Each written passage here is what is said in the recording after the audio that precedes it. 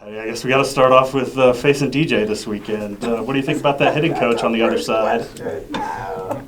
I'm proud of him. He does a good job, and this is something that is always uncomfortable in our family. We've met him before when he was at Utah.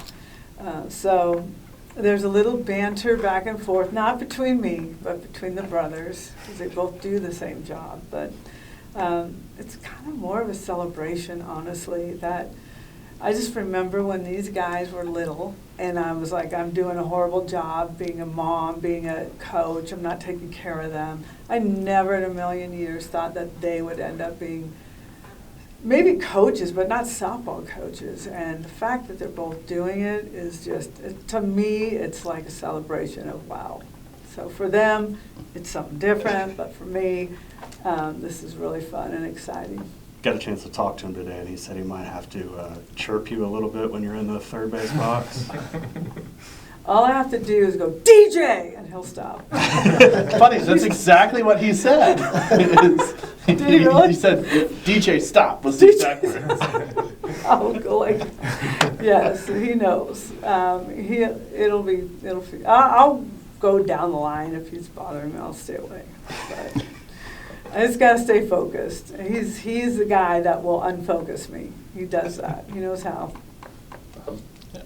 Nelly, redshirt freshman as a captain, just how has she grown into that role off the field, and what's it been like to watch her bat explode the last couple weeks? Yeah, I think Nelly's really matured quite a bit and has a good understanding of how this program works, has a good understanding of being a good leader through example. I've been really happy with her production at the plate.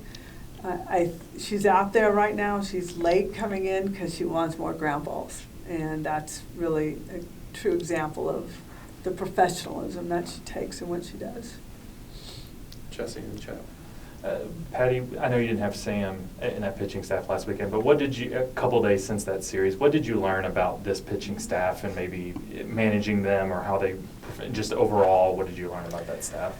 I felt a little bit of nerves at times from a few of them, but they never quit, and they kept fighting, and we needed them to do that. Give up a single, it's okay, but we needed to minimize walks, and walks were a little uncharacteristic of these pitchers, so I knew that there were some nerves involved.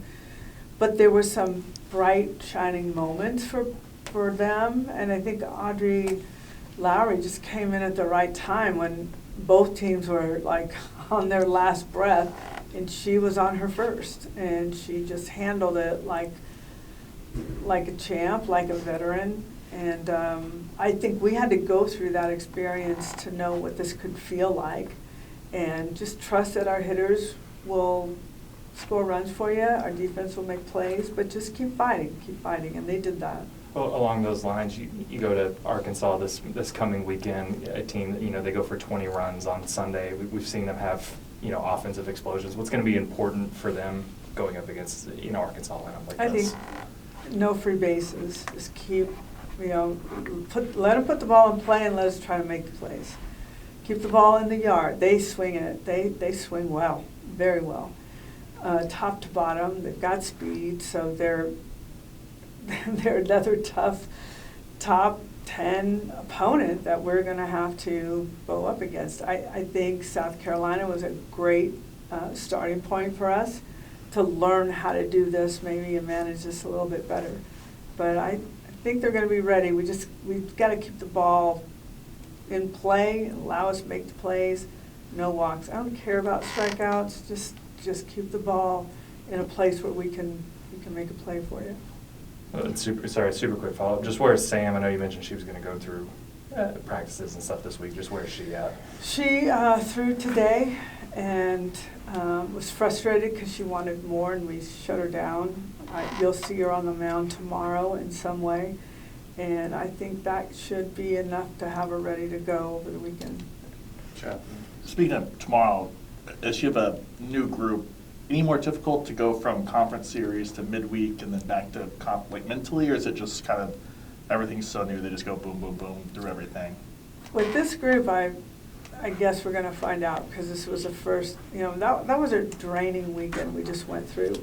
So what are they going to bring? They already beat Tulsa. They better be, when we talked about it, you better have your eyes open and ready to play because Tulsa knows how to beat us. They've done it before in midweek, and that would really hurt our cause. So we are coming in ready to go. We know that. We're using it as a preparation, one last preparation for Arkansas, but we've got to compete tomorrow. We can't go up thinking ahead, and that's usually the problem with some teams is they're so wrapped up and already learning about their opponent for the weekend, they just skip over the midweek. We cannot do that. We will not do that. And then as you roll through to the weekend, just how excited you see this group into a road atmosphere in the SEC? This will be nice and new for you guys. I warned them, we talked about it, I said put yourself in the other. The good news is we've been in loud surroundings, and although this is our home field, sometimes the loudness can really rattle you a little bit because you can't hear what's going on, you can't hear your teammates at times. So at least we're used to it. And this is going to be a different style for us. It's not, there's going to be some Sooner fans there, but not even close. So we're going to have to learn to deal with the noise, whether it's for us or against us. But I think having that many people in our own stadium really helps prepare us for this. James James. Yeah. Coach, as you battled at South Carolina this past weekend, and you learned a lot about your team, but is there still some more things you want to look for when you're going against Tulsa and then later this weekend as well? Yeah, I think one thing we really want to do is clean up the defense. And I'll tell you that I do want to try to get some players an opportunity like Tia Malloy, Sydney Sanders, Maya Bland, Cheney Helton has been working well, Corey Hicks. I want to try to get these guys some innings tomorrow. But again, I'm not trying to step over a team. We've got to really play hard. So those are things that we hope can happen for us. You might see Sydney Barker working a little bit at first base as well, because I think she's really good and needs to find a place to help us out, and I think that might get Sid Sanders off her feet at times, which I think could help her. So those are things we're looking for. And Sam Landry to go out and have good control and feel like she's ready to go for the weekend. So those are some of the checkpoints we're looking for. James. You know, it was interesting talking to DJ today because... Wait a minute. When do you guys talk to DJ? What's on going Zoom. on here? We had a Zoom. Oh, you did a Zoom with DJ? Yeah. Yeah. it was Just him. DJ? Yeah, just DJ. Okay, I'm gonna hear about. Okay. Yeah, I couldn't really get my stuff to work, so I just listened to it for the most part. Oh, gosh. He talked a lot about his relationship with his brother and all he learned from his brother. And you hired him, your son to come and coach for you.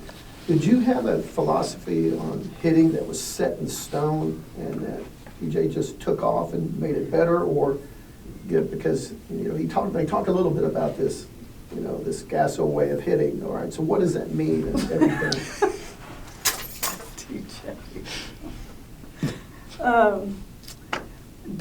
The offensive philosophy really was designed by JT. Okay. And JT was kind of a GA with us, and then he went off and kind of created his own hitting style, and then I hired him back, and that's when he implemented it. And it's just been growing and growing and growing through new technology and new science and things that are really changing the way our team is swinging. And DJ is jumping on board. At first he was like, JT, tell me. And JT's like, no, figure it out yourself. I mean, that's how they were doing things. So I think DJ is really done. They're good hitters, and they're strong, and he's done a good job with them. I don't know if they're talking the same language because they don't. They tell me they don't talk a lot, but I think that they talk hitting some. But then they go so far and then they stop. Like they won't go too far. So I don't ask. I'm done with those two fighting. I just want my sweet little grandkids. I don't want to deal with those guys, but they're good. They're both really, really good at what they do. And yeah, You talked about how well Arkansas hits. Mhm. How about pitch, however they Yeah, pitch? very well. I was very similar to South Carolina in our numbers. If you take our numbers and we did it with South Carolina, I'm doing it with Arkansas, our numbers are almost identical. They're a little ahead of us here and there, but I mean, our at-bats are maybe 25 total at-bats difference, that they have more than we do, you know, just Yeah. very similar. Numbers, very, very similar. They have a good lefty, Heron, that is their number one, but they do have a stable of pitchers that are very, very good, and their numbers show it. So the numbers are very similar to ours from the pitching side as well. So it's going to be a really even matchup.